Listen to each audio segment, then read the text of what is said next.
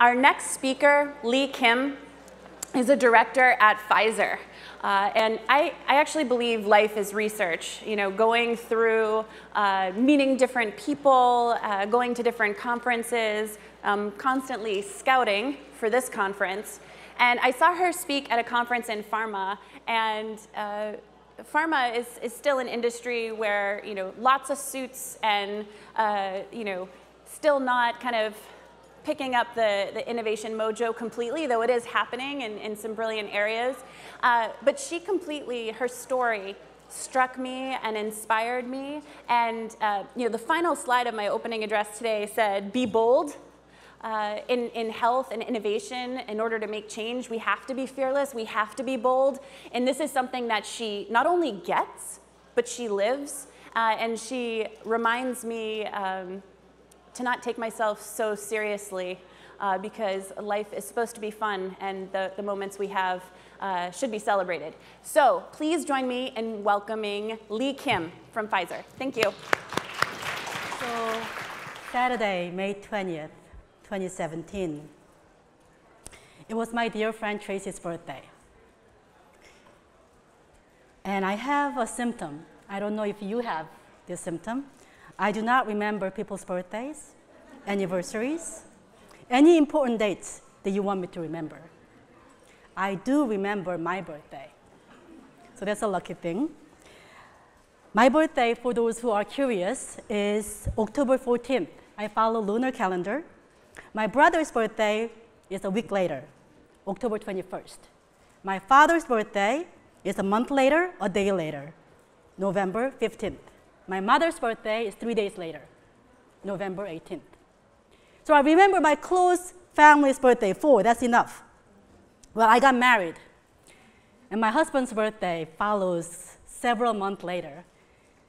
And I have forgotten many of his birthdays, many of our anniversaries.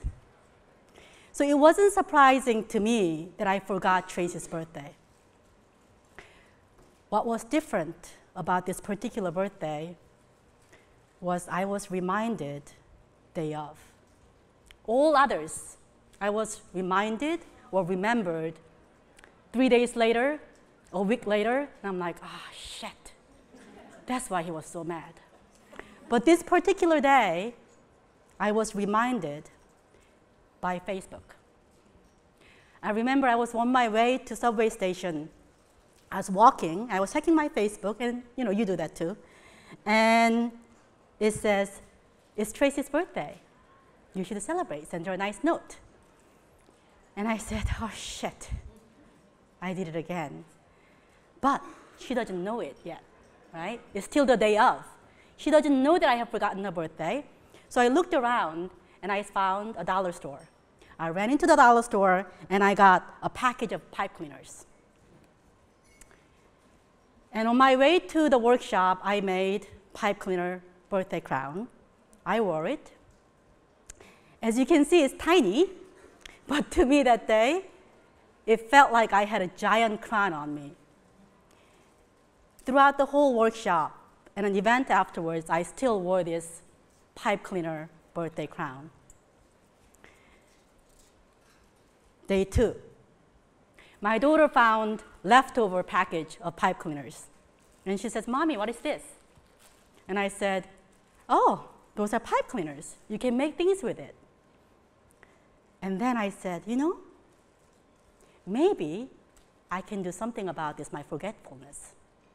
So I launched a challenge, 365-day challenge to remember a friend's birthday. And I knew myself, without having rules, I'm not going to follow through. So I have 3 rules. Number 1, this is the simplest one. I'm going to create something new every day.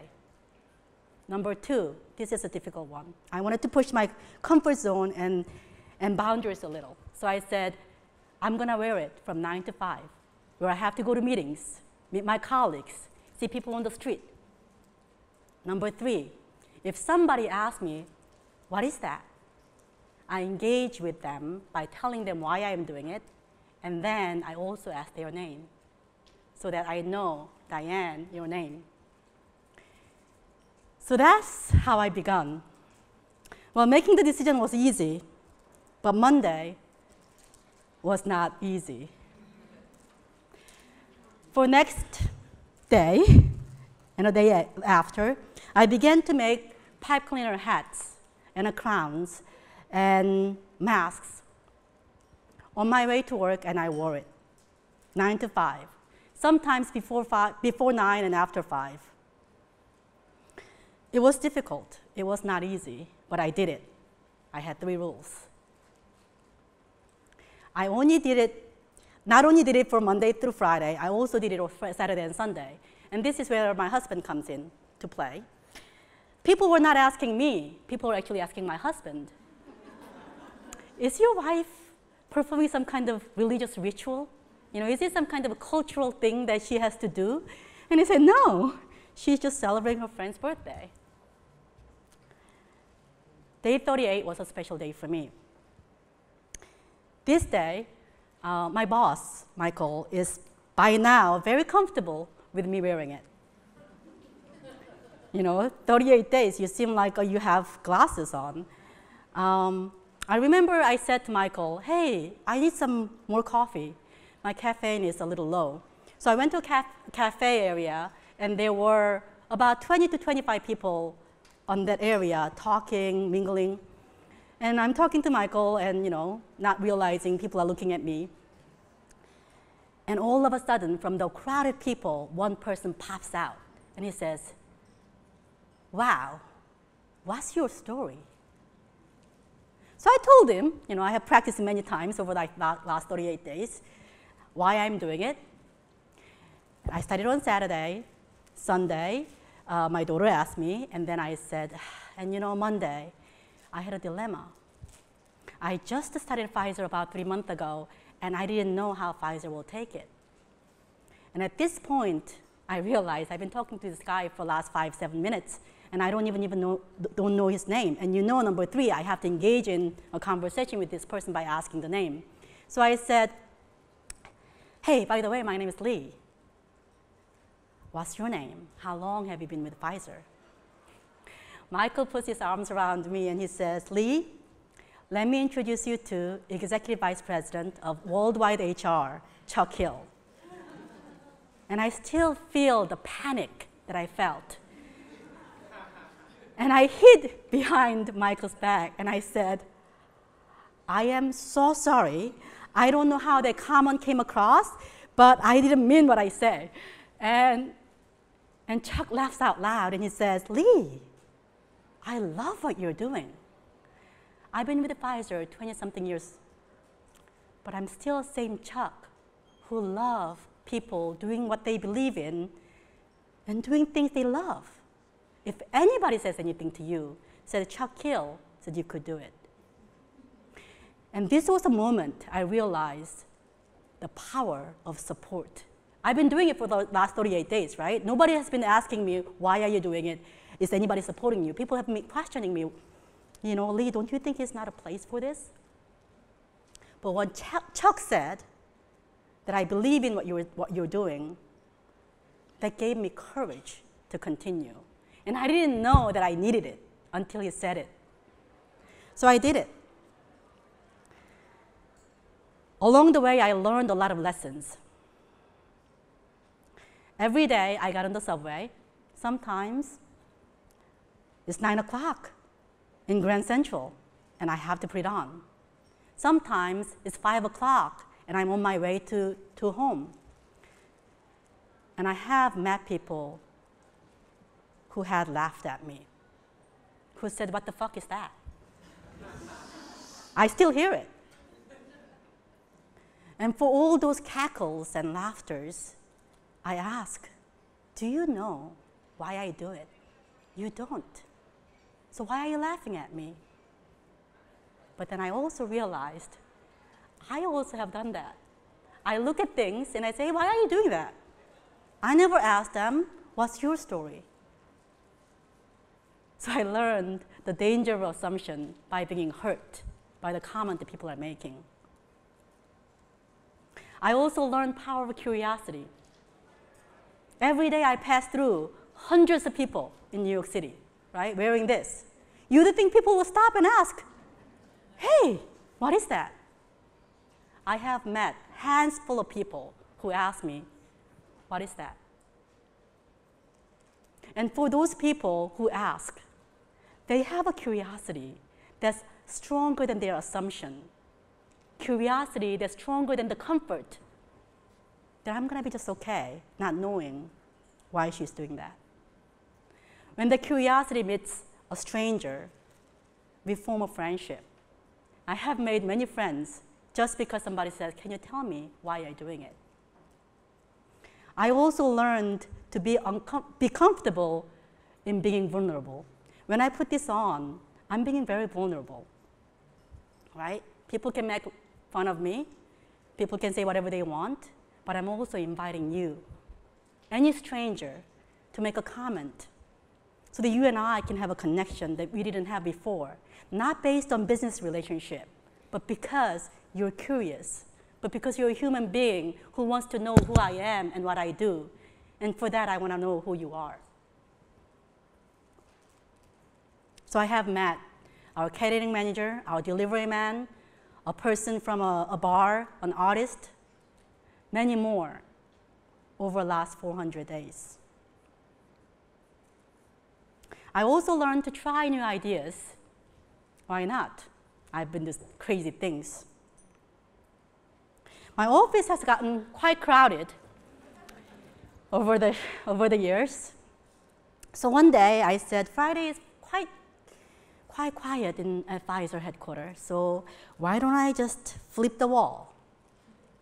So I put about 100 of them outside my office. Monday came, I asked my colleague, can I borrow your outside wall? I asked all around on that corridor, can I borrow your outside wall? And everybody said yes. I put 200 of them, and I asked Pfizer colleagues, if you want one, you can take one. Well, it lasted for about a week. Another story, another time. I also learned unicorns do exist. Not the startup unicorns that we talk about, but unicorns that gives you power to do something better. This is my unicorn. Stephanie Hall, I met her about 4 years ago. She was diagnosed with stage 4 pancreatic cancer this January. Every time when she goes through treatment, she writes a note to her family and friends. She writes about how to live. That is a unicorn. And on day 346, my friend Tracy made a visit. 20 days a little earlier than her birthday, but we celebrated. Each one of them, I gave them names. So this one, I gave, oh my God, you're here. Tracy made a visit to Wearable Tracy Forest. 20 days later, Saturday, May 19th. What is it? A day before Tracy's birthday. My husband was so excited. Finally, she's gonna stop. So he said, so Lee, tomorrow you're gonna stop this, right? And I said, of course, yes, honey. You know, I remember tomorrow is Tracy's birthday, so I'm gonna stop it. My 5-year-old daughter says, stop what? And I said, Mommy's gonna stop making wearable Tracy's. Yeah, so I call this one wearable Tracy's. And she says, you can't. And I'm like, well, why not? I've been making it to remember her birthday, and you see, tomorrow is her birthday, deal over. And she says, that's not fair. Why? Unintentionally, I have been inviting her to my creative process, and she had been giving them names, and she had been giving me ideas. So she felt like part of it. So she wanted to continue. That's another story. Day 365, last day of Wearable Tracy Challenge. And I gave this one a name, Rainbow Castle, where unicorns live. Because I believe each one of us is a unicorn to be discovered. Because we do have that power of humanity within us that has been hidden for so long that we don't know how to feel, we don't know how to connect. So I said, what if we build a rainbow forest, rainbow castle where we all can live, we all can express. And I said, happy birthday, Tracy. What a gift you are to this world and to me. And I'm going to leave you with the last story because this is a special story. On day 341, somewhere around there, I met this woman. Her name is Pia. I was waiting for a ride at Metro North Station in Harlem, and I was making that day's wearable Tracy. She looked at me and she says, what are you doing? I said, I'm making a crown. She says, why? I said, I want to celebrate my friend's birthday. She says, why? I said, because this person taught me empathy. And she said, I know something about empathy. So I said, what is empathy to you? And she said, empathy for me is the sunshine in your smile. To be able to look at you, someone that I don't even know, and feel that I have a connection to a humankind, and knowing that brings me sunshine in me every day. A complete stranger I have never met in my life. She said, empathy is singing the sunshine in you. That's the empathy. That was the most beautiful definition of empathy that I ever have heard. So I want to ask you, what is your story? Thank you.